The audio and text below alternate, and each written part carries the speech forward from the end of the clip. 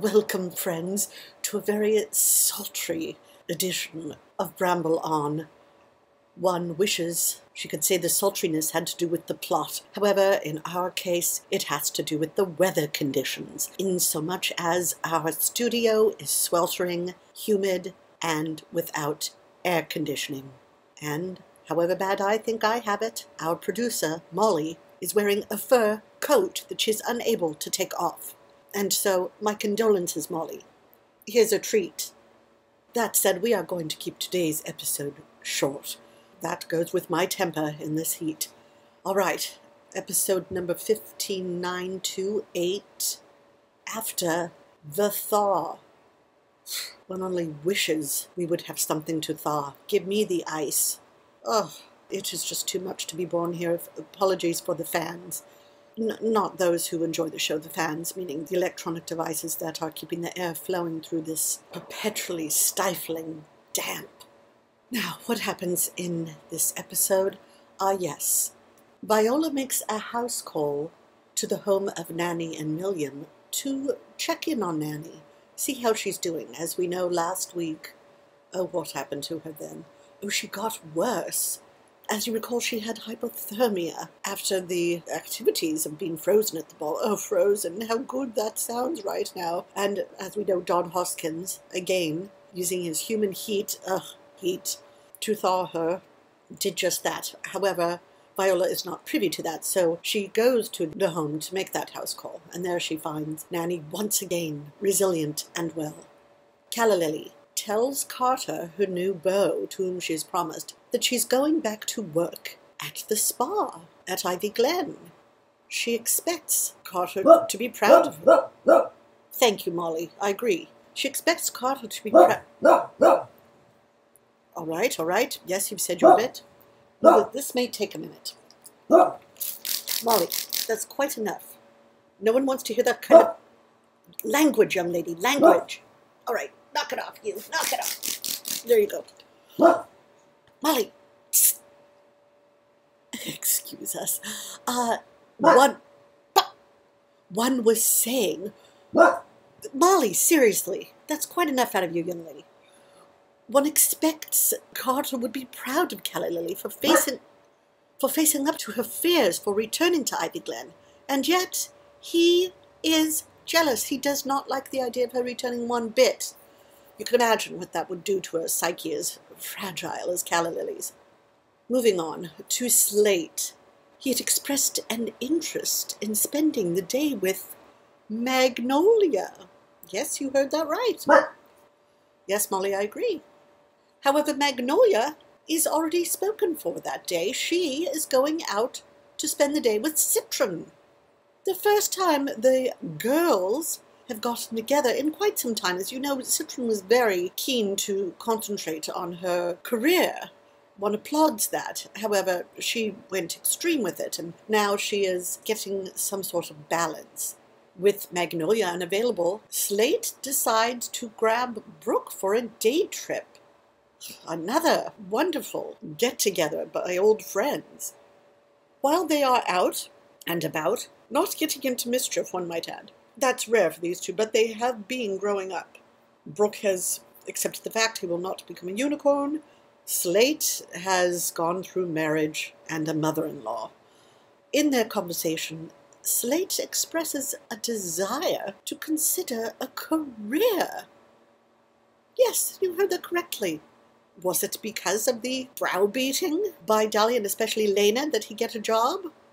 Or is it in fact because he is growing up? Interesting. Citron and Magnolia, they come across some mushrooms, as one is wont to do in the Weald. And they eat them, as one often does as well. However, these are the wrong kind of mushrooms. They are bad mushrooms, not to be ingested, not to be touched. And thus, we are left with that cliffhanger at the end of the episode. Viola goes to the home of William and Nanny to check up on Nanny, to see how she is doing after her hypothermia. It appears there's nothing that can be done. She is still unwell. Despite Dodd's efforts at the ball, his brief efforts, he had many people to attend to. Stock, who has been on his own to a great degree, soul-searching, looking for answers, goes into the foggy forest, looking for wood for a project. As you know, the Fae do not cut down trees.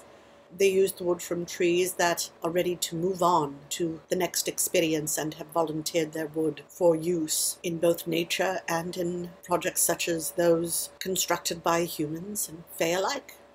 When he does so, he gets caught in what must be called scary trees. Yes, they are frightening. For those who have been to oblivion, you may have seen them. The contorted cottonwoods that are known for looking inert. However, if one sits next to them, perhaps takes a nap, you will find that the limbs, the roots, the leaves all move. They slowly envelop one until that person is caught. Hence the pun, caught in the cottonwoods. Stock, while doing his soul-searching, leans against a tree. He should know better. But the cottonwoods, the contorted kind, are known for being able to shift their shapes enough to approximate the look of other kinds of trees. In certain realms, certainly it appears that way in the Weald, in the foggy forest. Perhaps the fog in the forest prevented Stock from realizing he was leaning against a contorted cottonwood. Nevertheless, the roots are growing over his ankles as he dreams and thinks. So stealthy are these roots, one does not realize what is happening. You cannot feel it. You can only see it or realize it once you try to leave, to get up, to go. This is most disturbing. Moving on to lighter fare.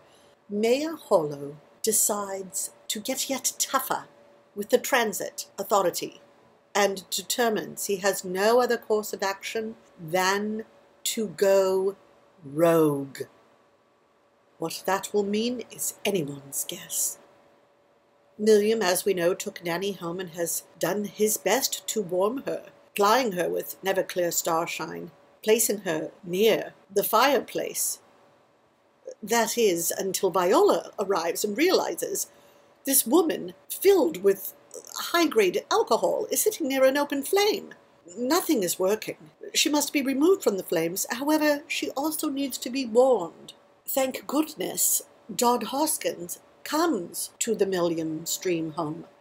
Milliam says, "Not now, Dodd. I'm thrilled for you that you've become an honorary Fae. However, I have a dying wife to tend to, who very well may explode if things don't go well." Dodd watches guard outside the Stream home. He keeps the fire burning all night, closing the doors, something the Fae never thought to do. They observe an open-door policy, and as many a human will tell you, if you live in a Fae realm as a human, you must leave doors open at certain times, both a front and back door that must be opposite each other to allow the Fae to go straight through, have straight shot through. Thankfully, Dodd has the presence of mind to close the windows and doors. They are able to keep Nanny away from the fire. However, in that enclosed space, the entire room warms sufficiently to revive Nanny. Yet again, Dodd Hoskins, the hero, as applies to the Fae. Will Nanny tell him eventually, next week, when she is well enough, "I am the person who saved you when you fell asleep at the wheel and drove into the tree"? I am very much enjoying this plot point and this storyline, and I look forward to seeing what transpires between the relationship of the streams, Nanny and Milliam, and Dodd Hoskins, the human honorary Fae. Last, we have Prince Raffia. He determines to go on a quest to learn how the Fawn Witch lifted the curse placed upon her by a relative of his ages ago. Now let's get to the callers. Oh, we do have a sponsor today. Sponsors are important. Today's sponsor is non-stick tape. It is the solution to sticky wickets. Why get stuck when you can use non-stick tape? I'm sure there's more to it, but you'll have to find out for yourself. Go buy the product. All right, callers, I will briefly address what you say. You know, Karter has a lot of nerve being jealous of Calli going back to work. It makes me wonder, is he just jealous about her being around clients in a vulnerable setting? After all, he was a client, and that's how they fell for each other. Or is he just jealous that she has a job? I noticed jobs are a popular topic on the show lately, ever since viewers started complaining that the Fae were layabouts and should have to work like everyone else. Lots of food for thought this week. Thanks. Bye. About Karter being jealous, one does not know what it is Karter's jealous about exactly. He could even be jealous about the fact that she has a job, that she's employed. We know that this empowerment and employment theme has been running through the beginning of this series, started last season. Perhaps he wants a job, and he's jealous that she has one. I don't know, but you bring up some very good points. Thank you, caller. Moving on to caller number 2. I am thrilled to see Citron and Magnolia get some girl time alone together. It's been so long since either of them had fun, and their scene was really cute. But really, deadly mushrooms, I rolled my eyes. Every few hundred years, the writers use that exact storyline. And besides, wouldn't Faye know which ones to eat and which ones are poisonous? I expect more from LATB. I am going to give these characters the benefit of the doubt, owing to what Citron and Magnolia went through and later Stock, all being in the foggy forest. One wonders, was the forest exceptionally foggy that day? I didn't notice as much, but the fact that they would eat the wrong mushrooms and that Stock would sit against a contorted cottonwood and get caught in the cottonwood, either we are back to lazy writing, certainly hope that's not the case, or there's something more going on. Could it be the effects of being thawed? Have the Fae lost part of their reason? Is it effects from the Fawn Witch's spell? Will there be more that is revealed in later episodes? If not, if they pull another GOT Season 8 bit of nonsense that plot points lead up to absolutely nothing, then yes, they will have some fallback from fans and viewers. Moving on to caller number 3. I know I'm in the minority, but Mayor Hollow has always been a favorite of mine. The actor plays the role with so much humor. I don't know exactly what the mayor has in mind by going rogue, but you can bet it's going to be entertaining. It's lovely to hear someone bring up Mayor Hollow as one of their favorites. It's seldom the case because he's written as something of the butt of jokes, the buffoon, but he's rather endearing. I did enjoy that storyline last season with the transit authority love triangle, or quadrangle as it almost became, and he does definitely lighten and brighten the mood. I am enjoying his story, looking forward to seeing what his version is of going rogue. As for next week, things happen. Please take my word for it. We will be back next week for episode 15929, entitled Not Quite Right. Until then, friends, please stay cool. Enjoy the miracle of air conditioning if you have that laudable invention. As for Molly and myself, we will keep cool, and we will bramble on. Until next Plulume, tuta.